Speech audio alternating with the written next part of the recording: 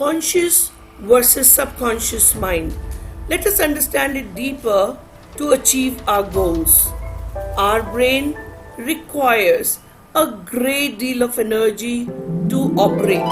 Particularly, we have to concentrate and think about something. Problem solving or making a decision not only uses more brain energy, it also can be a slow process. So, our brain seeks to conserve energy by developing efficient ways of operating. One way it does is our conscious and subconscious processing. Our brain seeks to automate much of what we do to save us time and brain energy. These are our brain's subconscious processes. Our subconscious processes take care of our life's basic functions, and these functions include fight or flight response and other learned behaviors and habits.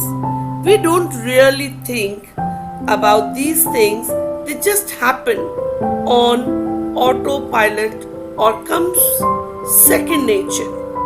In fact, up to 95% of all our behaviors and reactions happens at the subconscious level. Our subconscious is also involved in the recording and storing of our experiences and knowledge, forming our memories. These are stored in our brain like photos and a picture album, which we can refer back later. The way we think and feel about these experiences forms a frame around the photo, and this is how we give people, objects, or events a meaning. Over time, this is how our attitude develops.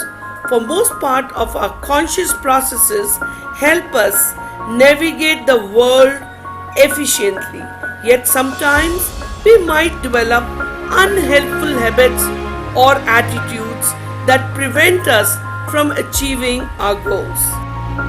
This is where more conscious thinking can benefit us.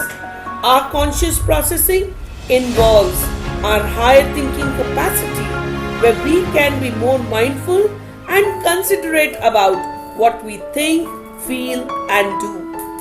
We can use conscious thinking to reprogram our subconscious and change our thoughts, attitudes, and habits. Well, thinking consciously takes more energy. It is how we take greater control of our brain and achieve our goals.